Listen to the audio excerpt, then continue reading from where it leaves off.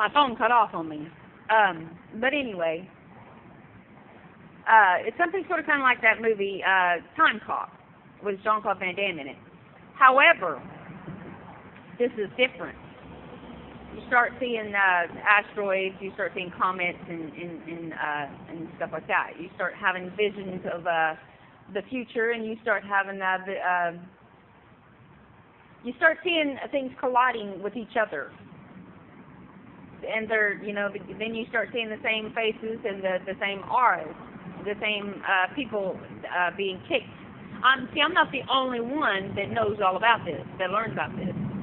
There are others out there too that have learned about this. However, those are the ones that I keep seeing, and I keep seeing these people come in with the same auras or the same faces at these restaurants when they're following me through time and space. And I'm asking myself inside, it's like, how much food can you people eat? I'm like, dang, I keep seeing the same people come in. Like a bit of a deja vu, you know what I'm saying? The same people, but in different body styles. They're either older, they're either fatter, or they're skinnier. But they're still the same person. It's really wild. I mean, and that's called time travel. So when you travel through time and space, and you find others that are doing the same, well, some of them alter time and space. Then they alter the past, the present, and the future. They have to come from the present in order to go to the past, to alter that, and from the present in order to go to the future, to alter that.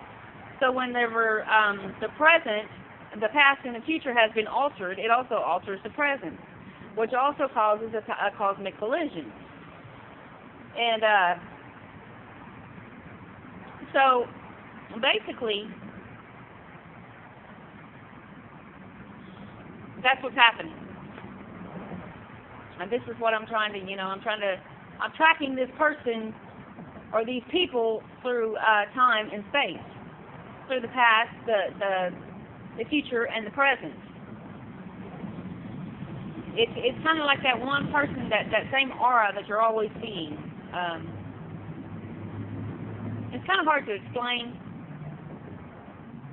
But when I find them, I place these invisible handcuffs upon them. It's like goes out into like liquid gold, like liquid fire, like a volcanic. They either appear in silver or they either appear in gold. There's only two of them. There's only the liquid silver, or basically liquid gold is the biggest one. And that one you can, and the spider web. The spider can toss a pair of handcuffs upon you in molecular structures, which is bubbles. Molecular structures being bubbles, like whenever, you take a lava lamp, and then you watch it. You take that lava lamp, and those bubbles are coming up through there. That is molecular structures and bubbles. Then you have molecular structures in squares. You also have them in rectangles and triangles and octagons and every shape thereof. That molecular structures. But molecular structures started from bubbles.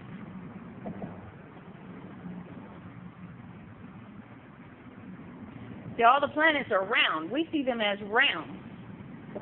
When we look out in our telescopes or something like that into space, we only see round. That is molecular structure. That's a bubble. However, whenever you see a spider web, you see it going like this and like this, right? All right. Okay. You compare the bat's wings and the webbed feet of the duck, and other different ones like swans and those webbed feet. It kind of matches that bat's wing that is like the spider web. You know what I'm saying? And the duck's webbed feet. So technically, we all are from spiders. So the one that created that bird and that bat, whatever else that has that webbed wing, is also the one that created that spider. However, if you compare the shine of your hair to that of a spider web, a single strand of a spider web in the sunlight, you compare that shine of the sun when your hair is like blowing in the wind or something like that in the sunlight, the shine is the same. So that is anything with anything with hair. Cats, dogs, animals, birds, just anything, horses, humans, just anything with hair. Rabbits. It's technically spider web. Technically built. We're technically the one that built the spider. We're technically built by that person. And this is what I found out whenever I went swimming in a volcano in my mind. And I sometimes feel, okay, you take a beach ball, and you put it upon the water, and you imagine yourself that beach ball, and you feel the wave of the water as the beach ball is just floating along. You feel it. And that's the way I feel the planet. I feel the planet afloat like a boat. It's like floating. The ground hereof, I feel it like floats like a boat. It's like that beach ball. So you take the beach ball, you take this deal of water, and you've got this deal that holds the it's cosmically moving through space. Okay, you take, whenever they put their astronaut suits on and they go out in space, they're floating. They're floating like in water. So when you do, you take the beach balls, you take the smaller balls, you take like, here, let me compare it to all these cups I got up here of my coffee and my drinks and stuff. I gotta clean this up. Anyway, compare all of this. See all of these, how I got them, how I'm setting them up in the pores and just compare it all around like this here. Compare it. Okay, and then you got all the planets.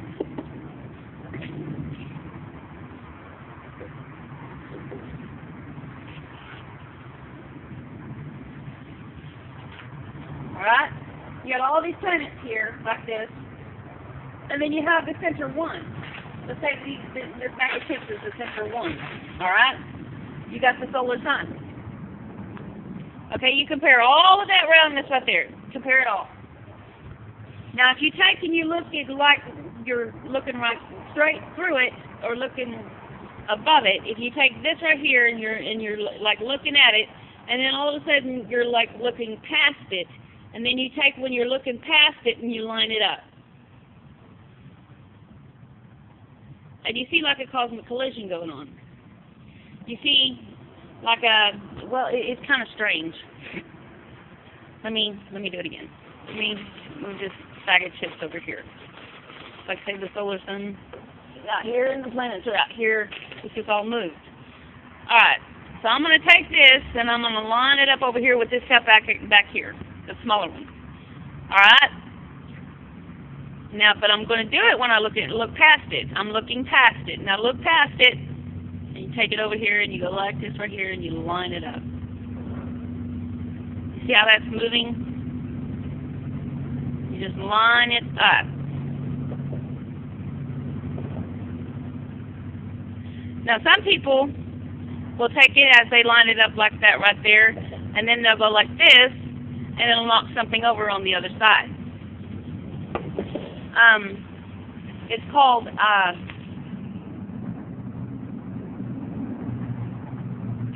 well, I don't know what to call it. But anyway, if you do that, you like feel, you can do it yourself. But you have to look past it. You have to look past the item. Like, see here, I'm looking past this right here. And I'm going to light it up with some shape that's the same as it. Let's see. Let's find a shape that is the same as it. Say, like there. Well, no. Can't do that there either.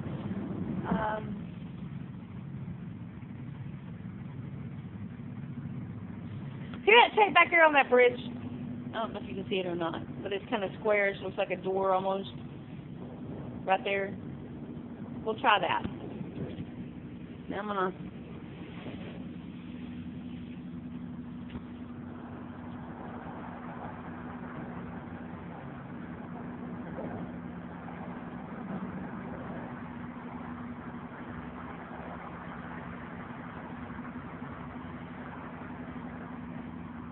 It's almost like a picture was just taken right there, and you can see it.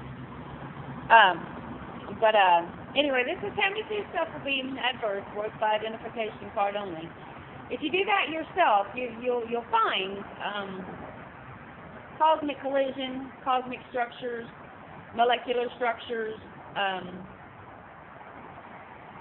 That's how you get to be a time clock. That's how you get to walk through space. That's how I knew all about the lenses, well, never mind. My knowledge itself is worth billions of dollars. Now, not everybody. I'm looking for a person that I can trust to be, my side companion, more or less, that I can trust, that wouldn't use me and take it to the top and get money off of me. I'm just a homeless person right now, but I'm pretty much the smartest homeless person on this planet right now. But there are other people out there that is going through time and space and altering things. They can alter your future. They can alter your past. They can, when you go into work and all of a sudden, things were good the day before, and then when you go into work and you find that people are treating you like they don't even know you, like you're trash on the street or something like that, it's because of cosmic collision and time travelers. That means that the time travelers is coming to the business and replace them. They're all of a sudden they don't remember how things were, or a new person just pops up in there, a new employee, and you're like, well, I haven't seen you in here. When did you get here? That happened at that store up there at the Chevron. I walked in there and there was like a new employee, and then I'm like, I've not seen you. I said, I walk in here every day, but I've not seen you. And then the one dude standing there and said, she's new. And I said, well, come to think of it, I haven't seen you neither. You know what I'm saying? So beware. Because that's what's going to be happening in the next 56 days.